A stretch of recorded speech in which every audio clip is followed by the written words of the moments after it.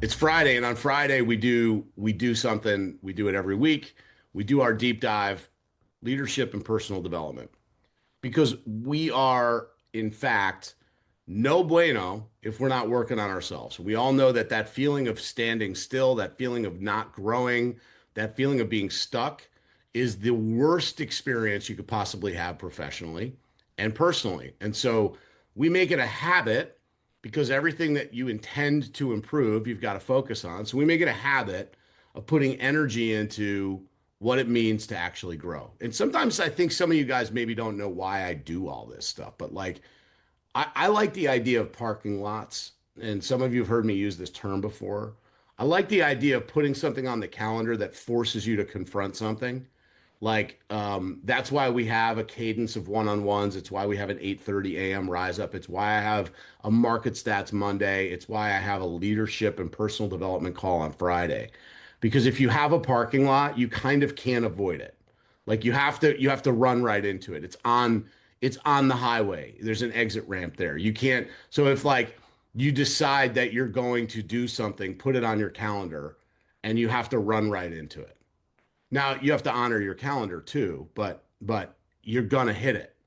And today I have the pleasure of inviting my friend John Krause here. John, we I got we got to be closing in on 10 years, 8 at least that we've known each other. No doubt about it. Dude, the thing that I'm so pumped about having you here, John, is it's this part of you that dude, you're a great business owner. You have a mortgage company, but and those of you that don't know John, John's local. He's here in West Hartford. Your office is still in West Hartford, right? Yeah, right on Dale Street. You're a consummate networker. You're out there. You're talking to people. But dude, and I mean this with total sincerity, you're like a really good person. Like you have this wildly passionate and giving heart that that I admire tremendously. And it doesn't come from rhetoric, it comes from personal experience. So we're going to jump right into the deep end here today, John. So part of the reason that I put this call together for the team is that my experience was I had all these great opportunities because my name's on the sign. And to be honest, if I'm being perfectly candid, a lot of the time they felt I more often feel like I'm in the wrong room. Like, how did I get here? Than I do like I deserve to be here, right? Like more often than not, if I'm in a room full of real high performers, I suffer from tremendous imposter syndrome. Like, how the fuck is it? How did I get here? Like, and I get in these rooms and I get around all these people with these amazing stories who, inspire me and drive me and give me all kinds of amazing energy. And then as I was in the early phases of trying to grow the team and trying to grow, I don't even like saying grow the team. I was just trying to do something like something. It wasn't like I had some vision of like, I'm going to be a big real estate. I was just trying to do something meaningful and bigger. Um, I'd get in touch with all these amazing people, and then I would try to bring those lessons back to the team. I would try to imbue everybody with the knowledge and wisdom that I gotten from all these cool people. And I just wasn't succeeding at the rate that I wanted to. And so I thought I just gotta get out of the way and bring the cool people to the team. So you and I met, and it was shortly after, I think, your first health your first real deep dive into the deep end around your health. When was that? So yeah, the first time was 2014. We probably met shortly. I don't know. It was 2016 or something like that. Probably Yeah. something. Yeah, probably when I got back into the mortgage space, or Yep. sometime around then. Yeah. So, I mean, you've told me the story before, but tell the team. Oh boy, yeah. No, I first of all, thank you for allowing me to be here with this team. I mean, obviously, it's an honor to be. There's so many familiar faces and so many names that I see across social media on this group here, which is pretty cool. Some superstars, which I love. But no, I appreciate the ability to just share anything, story, inspiration, whatever it is. So yeah, 2014. Shoot, that was a long time ago, man. It was I think we had recently, within the past few years, moved to Bloomfield, bought my grandmother's house, needed a new doctor. I'm gonna try to give cliff notes because everyone's time is valuable here. No, Um, your story's valuable. okay, but then I'm going all in. Let's hear the Um, story. so in 2014, I had a doctor appointment to get a physical done, and there had been some things going on. I was 38 at the time. My wife and I had three kids. We had found out well, I'll get to that point, but we had three kids, and I had a doctor's appointment, but things were changing. I'm like 38. I noticed some symptoms. Would have never thought anything bad. I got some spots on my skin. Oh, I'm getting close to 40. Got to be something like that. But then I noticed a couple other things. I have a background in the fitness industry from out of college. I ran and owned health clubs. So like I knew what it took to lose weight. It's always been like a battle of mine, dropping a couple lbs. So I was dropping some weight. Wasn't My appetite wasn't quite there. Some other symptoms. I get this blood test done. The doctor calls me that night. I blew it off for a week or two. And he's like, John, I need you to go to the ER now, 7 o'clock at night. He's like, yeah. He's running through my blood numbers and all that's Greek to me at the time. And I'm like, he's like, yeah, he's asking me these questions. Are you losing weight? Are you this? Are you that? I'm like, yes, yes, yes, yes. All those things. Yes. So I went to the doctor. I went to the ER in St. Francis. And after a little while, the doctor comes in and she tells me, we know that you have leukemia. And I'm like, oh, she's like, do you know what that is? And I'm like, well, at that time, I know it. I know it's cancer and didn't know much about it. So she's like, well, you're going to stay overnight. And from there, we'll kind of have the head hematologist come in and read the report and confirm or deny, I guess.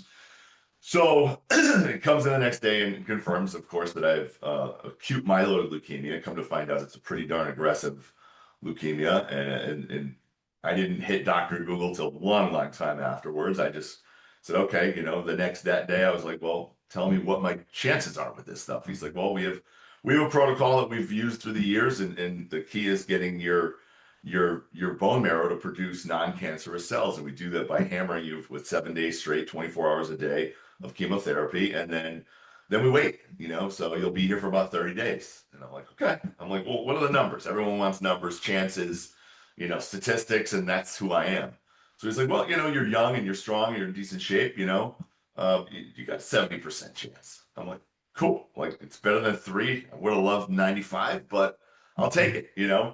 So I kind of took it from there. And at that time, a week prior, we had found out that my wife was pregnant with our fourth baby, right? So there's a lot of motivation for me to just say this is just a bump in the road, and that was my mindset literally from the get-go. Yeah, of course it was shock. I was upset. I was like, well, my wife was. It was just like our life literally just changed in a snap. And that was the big change right there. It was there for 30 days, had some bumps in the road, but overall, what got me through are two things. Pop, well, three things I should say. The team that I had, which is with my family, with my friends, with my world. Number one, being supportive. Number two was my positive attitude, and I'm not ordering these in any way of importance. But I really strongly believe my positive attitude was just like cup half full all the time, and I was gonna win no matter what, because I got too much to live for, too many people to live for, right? And the last thing turned out to be my faith. That's the biggest thing that really came out of this whole thing is my faith in God came through this before I even got out of the hospital. And I was already a man of God, practicing, non-practicing Christian man, but that came through. So those three things got me through. And then that was like step one. Step one was getting a remission. Got in remission. Great. Well, now, John, you've got to go get a stem cell transplant. Go to Memorial Sloan Kettering. We don't do them here in Hartford. So I said, well, I'm going to go to Dana-Farber, check those guys out. Went up there and sat with the team, and I was like, yeah. How this works, and the reason why I needed a stem cell transplant was with AML, the likelihood of it coming back it's there. It's pretty high. I don't know the percentages, but if it comes back angrier, and it comes back harder to get in remission. And I was lucky and fortunate that my younger brother Brian, he was a donor. He was a perfect match DNA wise. Like every marker was like lined up. Met with them, and in Hartford there was mixed emotions. Some doctors said you need one, and some doctors like, well, you have a match. If it comes back, you have a match. It's like, well, driving home with my wife from there, I'm like, go big or go home. I'm doing it. Yeah, there's risks. There's risks in everything you do in life. But I'm like, there's a reason why I have a match. There's a reason why I'm here. I don't know the reason, but I'm following it. I'm following like where my heart feels and where my faith feels. And I did it. I went there and went through the stem cell transplant process, which was pretty much immediate. And 5.5 years, I kicked cancer's butt, man. It was living life and had our fourth baby and was coaching lacrosse again and was, just living life like normal, and just being super grateful and about everything, and it was just one of those things like never look back. Never was. I actually like I said it to so many people, and I still say today after all the other journeys that I've gone through. I'm grateful for what I've gone through. Like Mm. I couldn't look back now and be like, yeah, of course. Oh, would it be cool to say I'd never had cancer before? Of course, of course. But like you can't, right? You literally can't. You can't go back like that. So it's like because of how I've changed and who I am today and the perspective that I have on life and how I can deliver and inspire. Heck, I even was up for my annual just this week up at Dana-Farber. I went on Wednesday. And I go visit my nurses every year because I love them. I've known them for 10 and a half years. And I give them big hugs and I thank them and I make their day because they've changed my life just for the care that they gave me.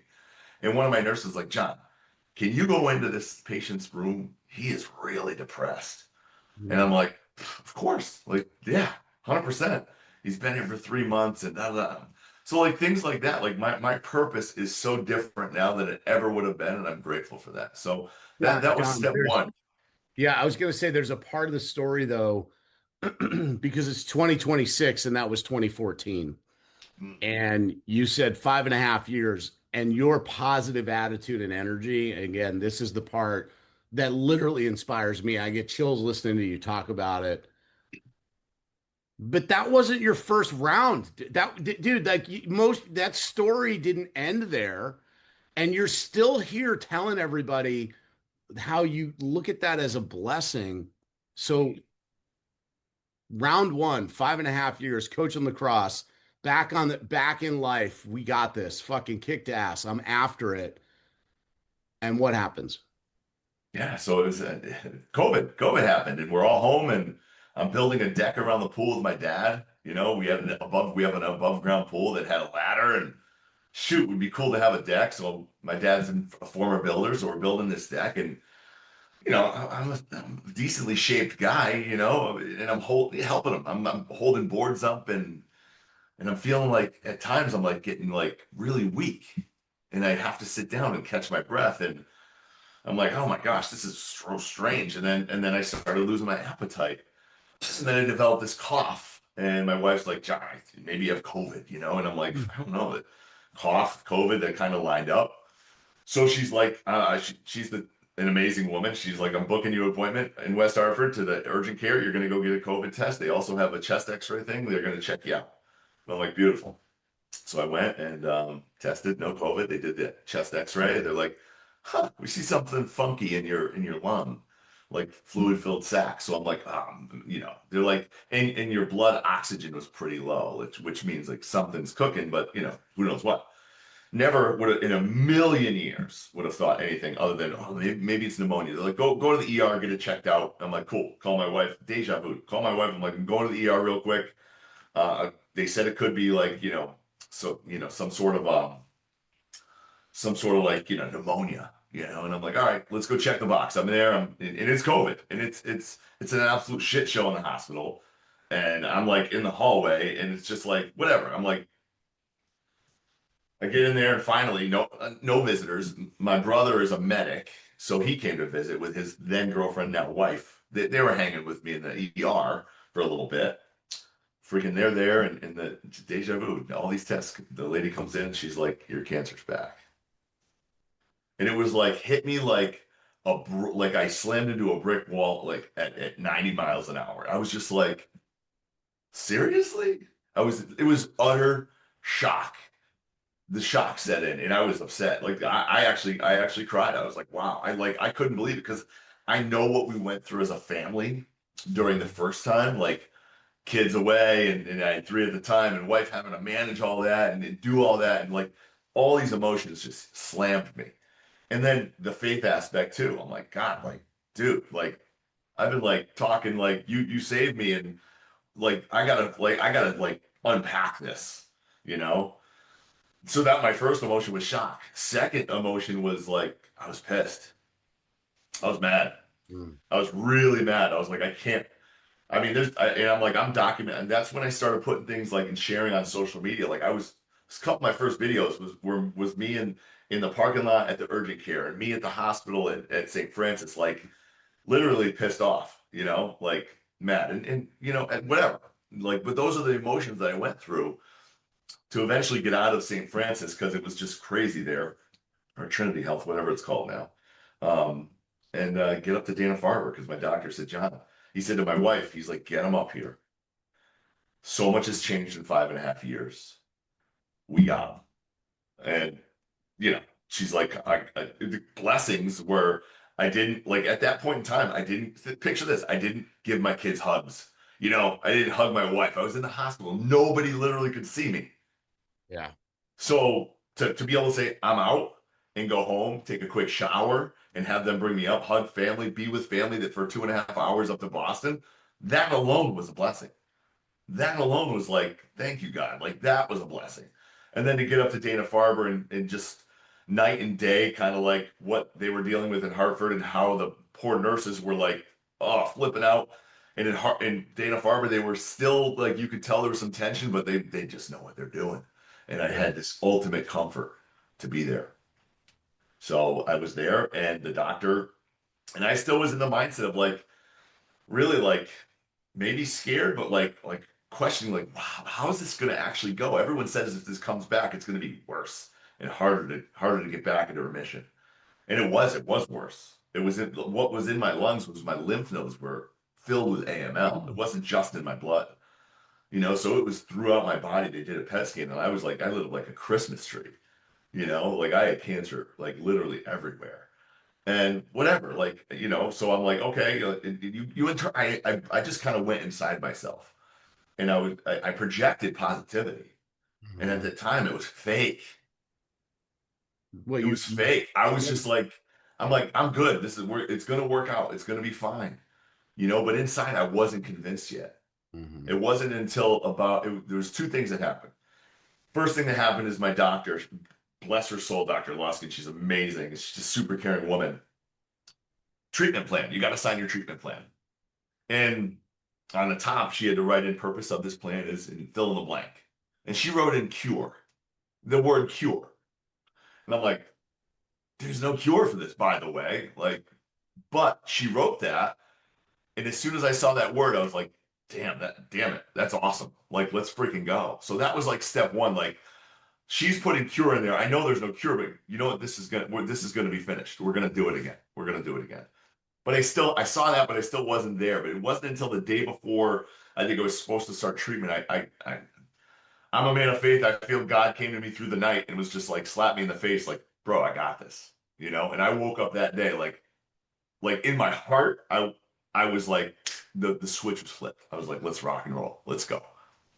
And I was just like, from that point on during the treatment, I was ready to roll, ready to roll. And I went through it and it sucked. It was another 30 days at the hospital and my wife had to bring my damn kids on Father's Day and I had to look at them from the sixth floor going down. But that was cool to me. I loved it. I was like, oh my, so grateful that I could actually see them, but they couldn't see me. It was a rough moment. And but we got through it. We got freaking through it because I'm supposed to be here. I'm supposed to be here for whatever reason. I'm supposed to be here. So we got through it, did some trial stuff, over that summer with my brother's cells again. New technology, new medicine trial. Things were going great, and I was just celebrating life, being like getting into first remission again and having a chance, having even something. We were doing that until about May of 21, and still seeing the doctor up at Dana-Farber. Doctor's like, "Hey, John, in your most recent bone marrow biopsy, we noticed some of your original cells are back, and I hate to say it, but the likelihood of it coming back are pretty high." And I'm like, "Dang." He's like, "But." He's like, "When you relapse, we went to the registry and we found two other perfect matches for you in the world that have registered." And I'm like, "How does that happen?" John Krause has three matches in the world that DNA match up, which the likelihood of that happening is so slim, it's not even funny. I'm like, "Okay." I'm like, so something lit up in one of my PET scans. They tested it, and I'm golfing with my buddy on the second hole at Quarry Ridge. And I knew the doctor was going to call. I was expecting his call to let me know, yay or nay. Am I fighting again or am I not? And he called that day and he's like, "Yep, it's back." He's like, the test confirmed that we found in your abdomen, that is AML. He's like, "So you're gonna come back?" And I'm like, "All right, let's rock and roll. Third time's a charm, doc." That's what I said to him on the second hole. I'm like, "Third time's a charm." He's like, "Holy shit." He's like, "I've never had anybody respond that way." I'm like, "What other way can I respond? Like literally, can I be like, woe is me?" And it is what it is. I've done it before. Let's do it again. And I'm going to do it again and praise to God and pray to God that it's the last time. Mm. And I did. I went through it with the same team and the same everything. And it was a year to the day. Spent Father's Day again in the hospital. This time my kids got to come up and take pictures with me. But we got through it again. And then I went through, and that summer went through that. And then it's coming up on year 5 now. Year 5 in September will be year 5 of my stem cell transplant, my full net from this generous donor in Philadelphia. You know, Mhm. and again, it's not lost on me that it can come back. Yeah. There's no guarantees, but there's no guarantees that I couldn't cross the street right now on Dale Street and get pounded by a freaking dump truck. Right. So that's where I John, live. I think the thing again, this is why we jump in the deep end this morning, buddy, because the thing is that this is you have humility, you're humble, and I don't know, this is your journey. It's been your battle to fight. But the impact that you have when you tell that story is incredible. And there are people, you never know the people that need to know or need to hear how you approach that and how powerful it is to have that view and perspective. Because it would be very easy. It would be so easy to say, to fall into woe is me or a victim mindset or a place that says, why did I have to spend two Father's Days in the hospital? And the reality is that you've made a decision. What I find so powerful, John, is how you're so clear that it's a decision that you just are gonna make a choice. You're gonna make a choice. Now, what I know about you too is that your story doesn't end there because you're a man with a huge heart and you want to have an impact and you want to be a person that has significance in the world. And so you started a foundation. Yeah. Talk to us about the foundation. Yeah, so it was in between. It was right after I relapsed. It was that summer, and I was searching for that why. Still searching, like, why did this have to happen again? Like, there's a bigger reason. Talking to my wife while we're at the kitchen table, just I don't even know what we were talking about. We ended up talking about this T-shirt fundraiser that her cousin did while I was impatient. Everyone wanted the Team John, shirts, and we had done a bunch of golf tournaments for the 5.5 years for the Jimmy Fund, raised a bunch of good money there, and it was awesome. So like we had a bunch of Team John shirts laying around, and everyone's like, "We want one, we want one." And my wife's like, "I can't manage that." So her cousin's like, "All right, let me just jump on Custom Ink and do this thing." And so we're talking, and she's like, "Hey, John, for the next tournament, why don't we go through that whole service? We don't have to manage it, and we can put a little fundraiser aspect to it." And cool. I'm like, "That's great." And she's like, "And whatever money we make from it, well, it'll go to the foundation." Well, that we've never called the Jimmy Fund a foundation in our lives, and in the 5.5 years that we did a golf tournament. But the second she said that word foundation, it was like boom. It like hit me like a freight train. Like you need to do a damn 501c, Yeah. 501, yeah, C3. And I'm like, Tatum, we should do our own charity. Like I feel like we don't have a foundation. Let's do it. And I thought about it years ago, like to do it, but it was too big. I was like, it's a lot. It's too hard, Well, you you had a know? couple things on your plate too. So in your defense, Yeah. a couple things But going that on. was my mindset. Right. But this was like it was more powerful than that. It was like, no, this is what you're doing, John. So she's like, yeah, let's do it. So we started the Team John Foundation that year. We got it officially done by the end of the year and started. This is before I relapsed again the third time, but and we decided to just help those that fall in sudden crisis. Period. We had friends in our circle that had fallen, had strokes and just sudden stuff happening. And they didn't need a leg up, but there's plenty of people locally here in the community where that happens that do. So we decided that that's what we were going to do. It didn't have to be, cancer or anything specific. Just when you fall, we want to lift you up, and that's when we started the Team John Foundation. Here's the kicker that I realized this year.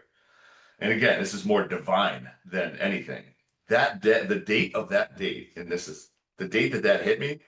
So my brother was my donor twice. It was on his birthday. Like, Wow.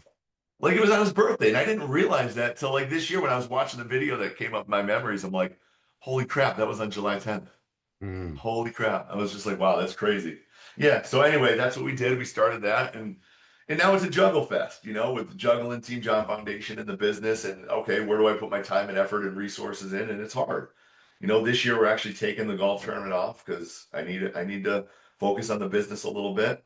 We may Yeah. do some other things, but yeah, we always first and foremost give back to people because during the first bout, people, family, friends just poured into my family, just helped when we needed it, whether or not it was food, finances, like resources, whatever.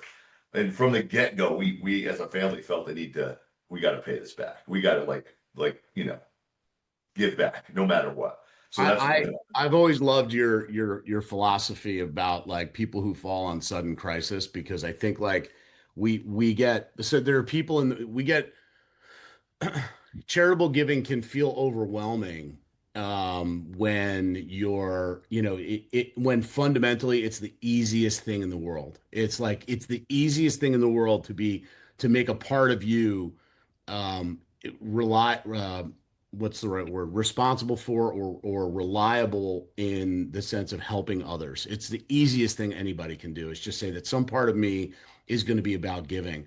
But I think a lot of people, and I get in these conversations with folks often, get wrapped around, but who, but how, but is it $5 to the guy in the corner, or is it to the Red Cross, or is it to feed the children, people get really and I love the simplicity of the concept of just people who fall on sudden crisis without judgment because crisis is different for everybody. I think it's a wildly important and really cool outcome from what you've done. I want to touch on something else that I just think is important because I have personal knowledge around it, and I don't know if everybody does. Is the organization still called Be the Match that does the AML matchup for donors? Yes. Yeah, Yep. Be the match. And I think there's another one called Delete Blood Cancer out of like UK, but yeah, Be the Match is the big one yeah. that's Okay. around here. Yep. So Yep. do you have any affiliation with that group or now so when they found your donor, it was probably through one of those organizations, right? Oh, definitely. The Yeah. registry is that. It's probably a universal registry that both of those organizations just put into. Hmm. And doctors are just like, boom, they just go right there. They know where to Yeah. go. So the Yep. Be the Match organization it is the one that I'm familiar with. So just so you guys Yep. know what that is that you can, with like a pretty simple cheek swab, you put yourself into a registry for a person who would be willing to donate, or be a donor in the event that somebody in the world has a challenge. And it's literally life-saving. It's the smallest little energy to find out, and it is hard to find a match. To John's point, that there was a guy in Philadelphia. Like it's not like every third person. It's a pretty challenging it's a pretty challenging thing to match up. So all right, well, John, let's shift gears. Let's Yeah. let's let's take a moment here. All of that energy that you've poured into that you poured into us this morning to give us the inspiration. But you are a businessman and you are running a phenomenal business, right? This is actually probably not the story that you love to talk about because you are so humble. But the real thing, the other part of this is that you run this really, really cool real estate mortgage lending business, but not like every other mortgage and lending business. Tell us about that. I want to hear, who do you serve? How can this organization, this group of top performers in Connecticut come out and support you? Yeah, so it was in 2017, I got back into the mortgage space and fell in love with working with investors. At the time, I was working for a local brokerage, and I was just like, I really like working commercial and investors. And they told me, don't even bother, don't waste your time. Fell in love with it. So after a couple of years of doing that for them, I decided to start my own company. A little backstory, it's called Starvox Capital, Starvox. And during the time of starting this company, I'm like, what am I going to name this darn thing? I Yeah. didn't want it. I wanted to feel bigger, right? I just, like same with you, Matt. I don't know what I don't know what I want to build, but I want it to be substantial, whatever that is. And so I'm going through a bunch of things like blah blah blah financial, and I'm recalling like a conversation with my then whatever call it 5-year-old daughter, and we always used to eat Starburst. And when she was little, she couldn't pronounce Starburst. She called it Starbucks. So she's always like, Dad, let's have a Starbucks or whatever. And I'm like, Starbucks, that's got a cool ring to it when I was thinking of it. Starvox, guessing, like, how do you spell it? Look it up. Anyway, that's what it is. And now I have this in the back of my thing. Oh, that's Case cool. of that. So yeah, so that's where the name came from, Starvox Capital. And yeah, we service investors. We started just doing when I started this, it was doing fix and flip loans, 1 to 4 unit DSCR loans, and that was our game. We did it. We were kind of like the only game in town for per se at that time in 2019, 2020. Then 2020 crashed. And now everyone does a lot of the DSCR loans, right? So through the years, it was like, okay, everyone's doing this, which is fine. They all should. They all need to pivot. But I realized like this is kind of like a race to the bottom, on pricing and competitiveness. So where do I want to be? Where do I see myself, and how do I separate myself and my company and add more value to the market? And we did commercial, real commercial, 5+ retail. We had assets and outlets for that, but we weren't really all in on that. A couple years ago, I'm like, you know what? I need to go all in on that because I felt like even though we still do all the other stuff, I felt like that's where we can serve the most. We can serve the most because I feel like there's a huge gap in commercial lending, where people that are investors, they don't know. Number one, if you're a residential investor, how do I get to that? How do I get to be able to invest in a big multi apartment building or whatever? Yeah. And so there's that. So we went all in on that, and we're crushing it in that. And that's where we're trying to be more well known for. And actually, you are the first people that I'm telling this to, but we're actually launching more. We're going to continue doing loans, but we're going to also do more of an advisory type service too, where we can help brand new investors, take them under our wing and really teach them how to get loans and structure them and make sure that they are prepared and ready to go. And then also if you've got somebody who's in the real estate residential side, how do I get to that? Let's be the advisor. Let's help them get to that and help them with their journey into that. So that's what we're serving. We're serving investors, want to be investors that become investors all the way through the commercial gamut. Tell us about your company today, because at one point we talked, and I know you had expanded pretty fast, and you were thinking, well, maybe that's not the right way. So tell us who's at the company, what's the makeup, what's it look like, and then how do we help you? Like, what are the right who can we introduce you to that are a good fit for you? Sure. So who's here now? My sister's my processor, and she crushes it, and she elevates customer service like literally nobody I've ever met, which is awesome. And I've got a team of I'd say 5 loan officers, right? And what I realized, Matt, I know when we had talked a couple times, like how do I grow? How do I grow this company? Where do I want it to grow? Who do I want it to be? And I realized from actually a conversation with you, thankfully with you, I reached out to you to have a conversation about some ideas of how I wanted to grow this. and you had given me some advice on not going down a certain road. And at first, full transparency, I'm like, Matt, what are you talking Yeah, what about? does he know? That guy. What? Right, right. But Totally. I'm like, but honestly, like I sat on it, and the more I thought about it, I'm like, I don't want to have 1,000 loan officers. Right. I want to manage that. Right. No freaking way. So here's where we are today. I have a small group of loan officers that we're going to call loan officers because most loan officers in the commercial space, they already have a company or they're trying to have a company like what I have. They're already trying to do their own thing. So more recently, since I'm doing so much commercial, I realized the gap in the market, the true gap in the market, is servicing residential loan officers, Mm, being their commercial arm. So every yeah. single loan officer, residential loan officer that your team knows, most likely there's one of two answers if they ever bring on an apartment building. Yes, I can do it, absolutely, or no, I can't. Or the third one was yes, I can do it, then they fall flat on their face and they fail because they don't know what they're doing. It's a different animal, it's a different loan. It's Totally. everything's different. Matt, you know this.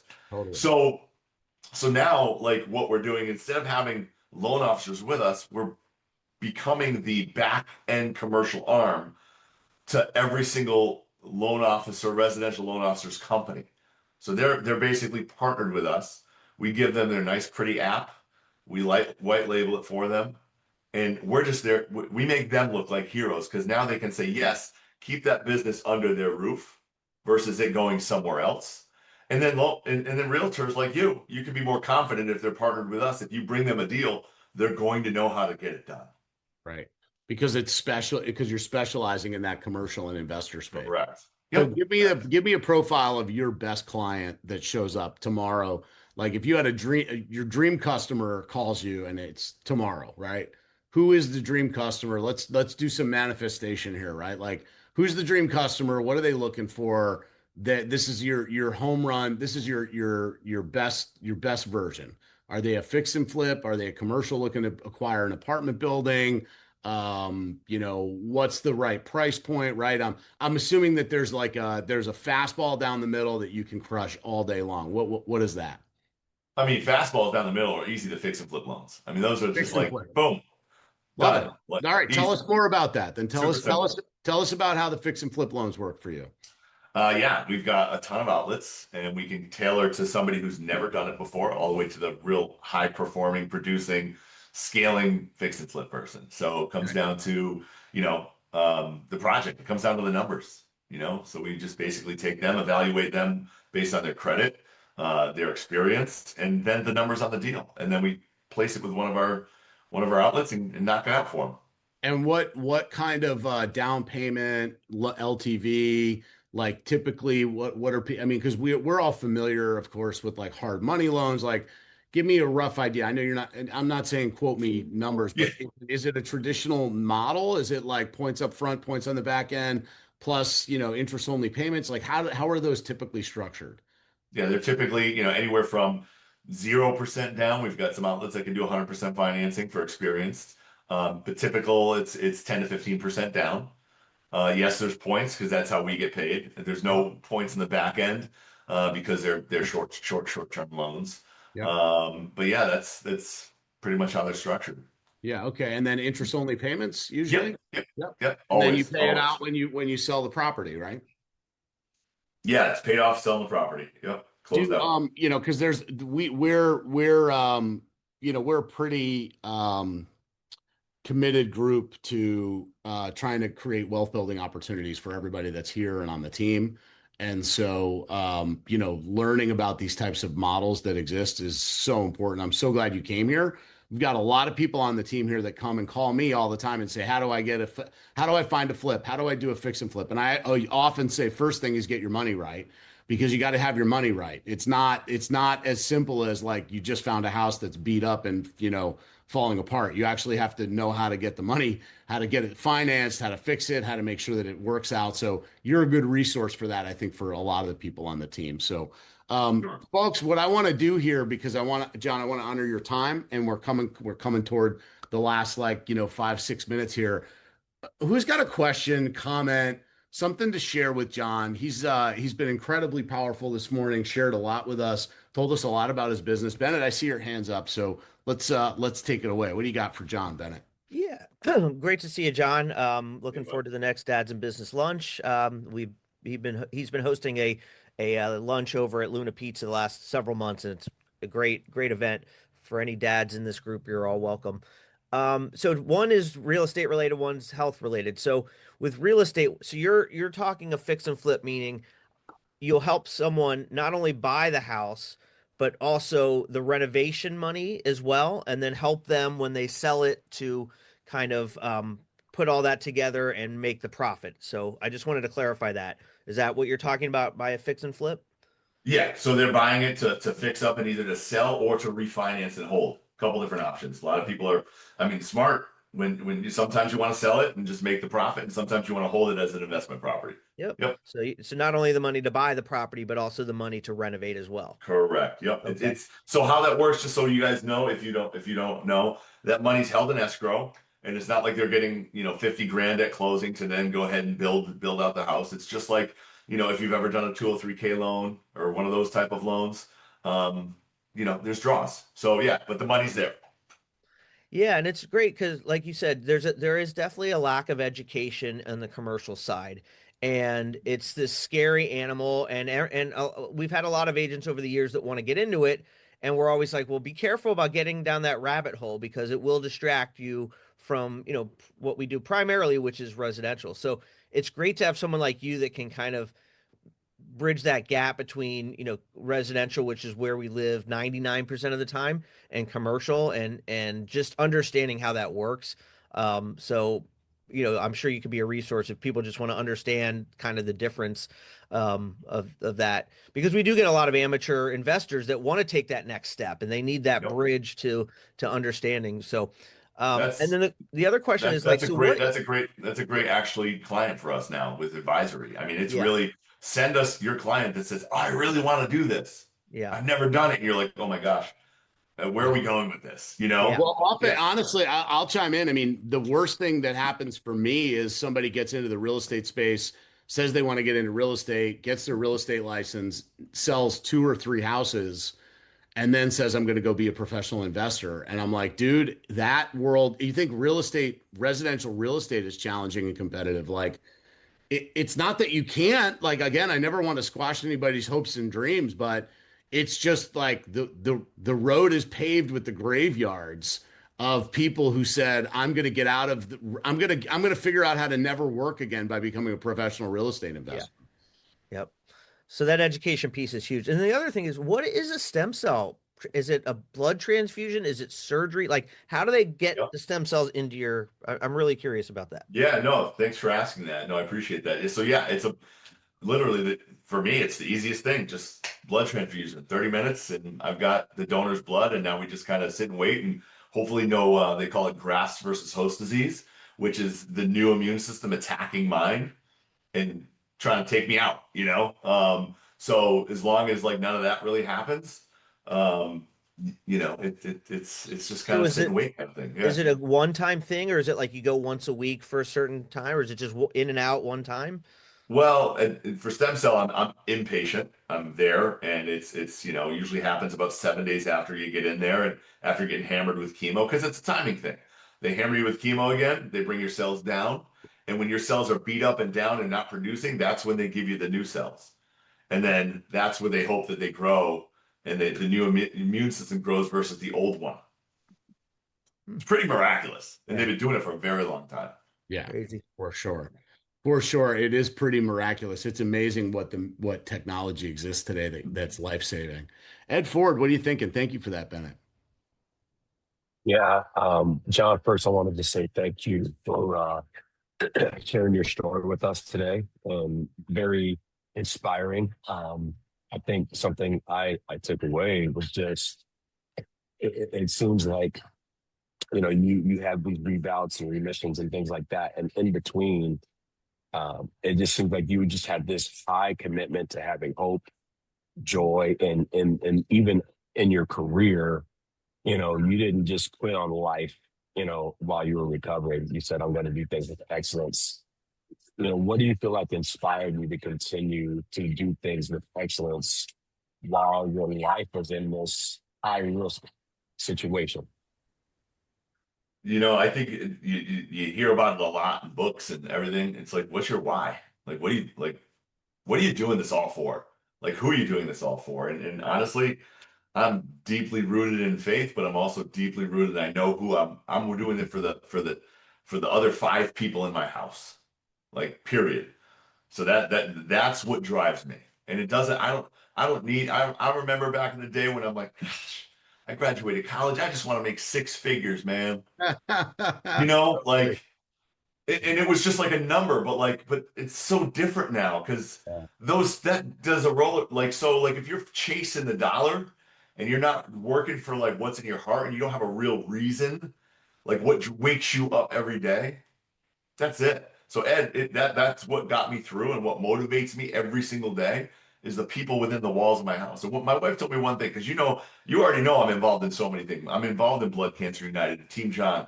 All these meetings can drag you everywhere, and you guys all get it. You're real estate. It's Right. you also have to protect your time Mhm. for your why.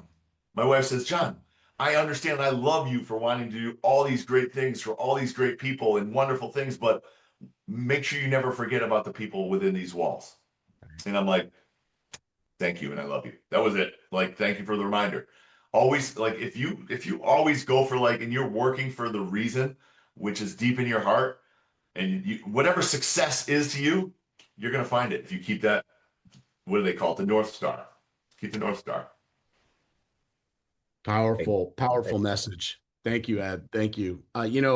We've been having a lot of conversations on the team lately around identity, John, and how it relates to that concept of a big why. Like who are you? Because fundamentally, the big why, like a lot of things, you can get lost in that. Like, save the whales, change the world, build a legacy. Like those things are they're just so big. And everything for me has always been more successful when I can kind of pare it down to something that's got kind of essence to it. And the question that has always helped me is really like, who are you? Like this just more categorically confronting look in the mirror, like, well, what kind of person are you? Because the kind of person that has a big why is the kind of person that does things a certain way, that shows up a certain way, that gives with his whole heart, that says I'm not going to get taken out, that brings positivity to every experience, that constantly contributes. That's an identity question. And somewhere in the process of figuring out the why, I think you have to start with the who. The who am I? Who am I to be that person that can do that thing? And when we get the identity right, when we get the who right, I mean, the rest of it is just shit, right? The rest of it is just obstacles and stuff that happens, right? That's not going to change. You are you. So, very powerful sentiment this morning, John. Thank you. Jeremy, what are you thinking? So we have a bunch of Team John shirts at the house, and today is the day that I actually found out what you did for a living. So congratulations on that. Sounds like you're very successful. I only knew you as a guy who was just absolutely positive and just took everything head on and crushed it. And just really good to find out that you have a job. It's nice, man. He works too. How about it, Jeremy? I That's love awesome. it. Love it. Kasha, what are you thinking? Thank you, Jeremy. I am thinking that I checked what this proverb is that you have behind you. And my question is, I just love the unwavering belief. And did you put it on your wall after, before, during?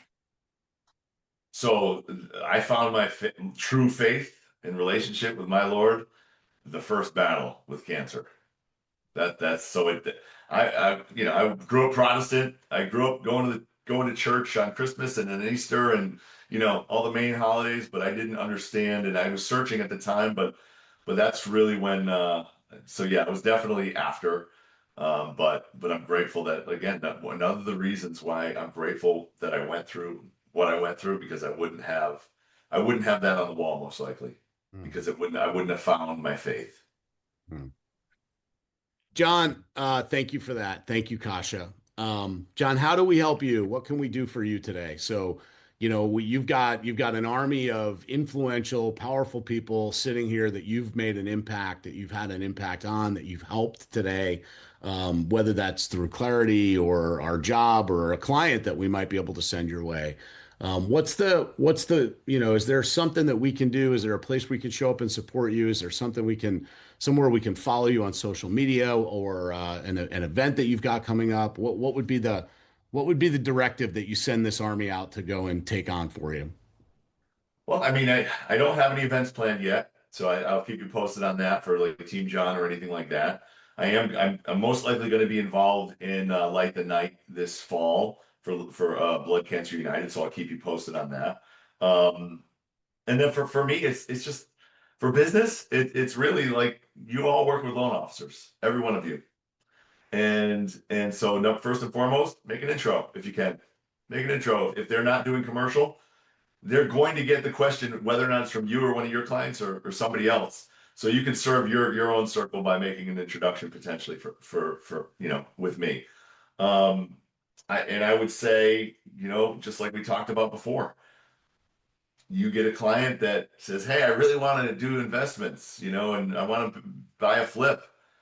Easy handoff. Let us take them under our wing and teach them and show them. And I know that there's lots of people on this team that also have that knowledge, but like Matt said, they got to figure out the money first. Yeah. And listen, I'm 100% almost to a fault transparent with people. I'm not going to sugarcoat it. I'm going to tell them flat out if they're not ready, and I'm going to tell them the path to get ready. Period. And I'll be utmost professional but honest. Yeah.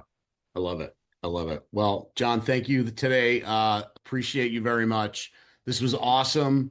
You definitely made a difference today, man. So you can go forth on this Friday, June 26th, knowing that you've already spent an hour, having a difference in the world. So appreciate you very much. Thank you. Thank Guys, you. we know what day it is. It is officially, this is it. This is the last weekend in the first half of the year. This is it. This is the last weekend. So now is when, right? Once again, we take stock, we take a look. You say, okay, I'm halfway through. How'd I do?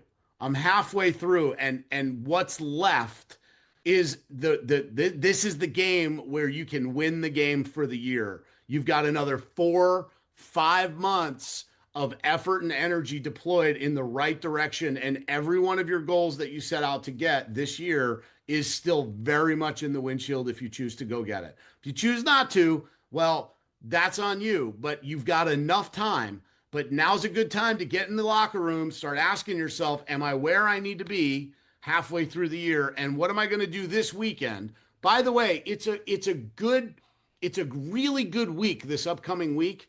It's a really good week to get into planning, preparation, thinking, because 4th of July is that pinnacle moment halfway through the year where things start to change.